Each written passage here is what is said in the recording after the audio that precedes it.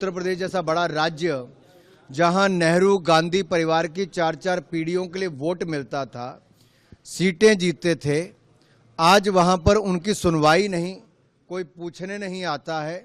एक तरह से विदाई यहां से उनकी नेहरू गांधी परिवार की हो गई है। क्या उनके सहयोगी गठबंधन दल भी उनके लिए सीट नहीं दे पाए? ये अपने आप में प्रश्नचिन्ह खड़ा करता है कि दिखावे का गठबंधन है, कुल मिला के ठगबंधन है।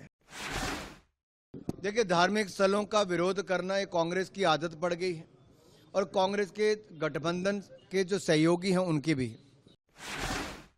कभी राम जी को अपमानित करना, कभी सनातन धर्म को कुचलने की बात करना, कभी उत्तर दक्षिण को बांटने की बात करना, कभी भारत के टुकड़े टुकड़े की सोच रखना।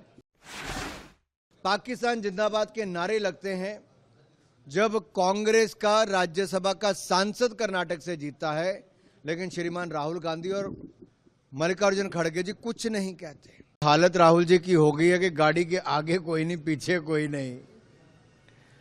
तो ऐसे हताश निराश व्यक्ति क्या करेगा? इस तरह के ही बार बार बयान देगा जब जनता सुनने को नहीं आती। उत्तर प्रदेश जैसा बड़ा राज्य जहां नेहरू गांधी परिवार की 4-4 पीढ़ियों के लिए वोट मिलता था, सीटें जीतते थे, आज वहां पर उनकी सुनवाई नहीं, कोई पूछने नहीं आता है।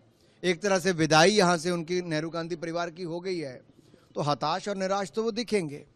और दूसरा, जब वो यहां से हार के वायनाड चले गए थे, तो वायनाड से केरल से जाके उत्तर प्रदेश के लोगों के बारे में जो टिप्पणी की थी, उसका दर्द मुझे भी आज तक होता है। तो उत्तर प्रदेश के लोगों को कितनी पीड़ा होती होगी। सोनिया जी को कई बार जिताया, लेकिन उन्होंने भी अपने क्षेत्र की अनदेखी की। तो अब वो उत्तर प्रदेश से भी राज्यसभा की सांसद नहीं, कहीं और से जाके बने। क्या उनके सहयोगी गठबंधन दल भी उनके लिए सीट नहीं दे पाए? ये अपने आप में प्रश्नचिन्ह खड़ा करता है कि दिखावे का गठबंधन है, कुल मिला के ठगबंधन है।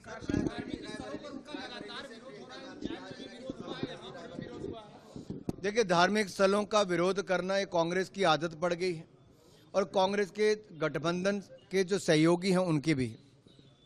कभी राम जी को अपमानित करना, कभी सनातन धर्म को कुचलने की बात करना, कभी उत्तर दक्षिण को बांटने की बात करना, कभी भारत के टुकड़े टुकड़े की सोच रखना, कभी भारत के टुकड़े टुकड़े गैंग के साथ गठबंधन कर लेना, उनको अपनी पार्टी में शामिल कर देना। आखिर ये कैसी सोच कांग्रेस की और उनके सहयोगी दलों की हो गई है? और इन सब विषयों पर कांग्रेस चुप क्यों है?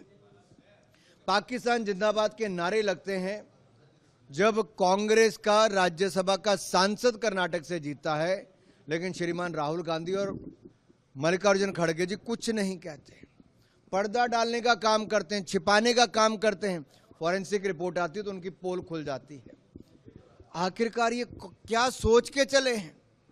क्या सत्ता में आने के लिए देश के टुकड़े टुकड़े करने का संकल्प, एक बहुसंख्यक आबादी को अपमानित करने का, सनातन धर्म को कुचलने का, देश को बांटने का, जाति के, क्षेत्र के, धर्म के आधार पर बांटने का?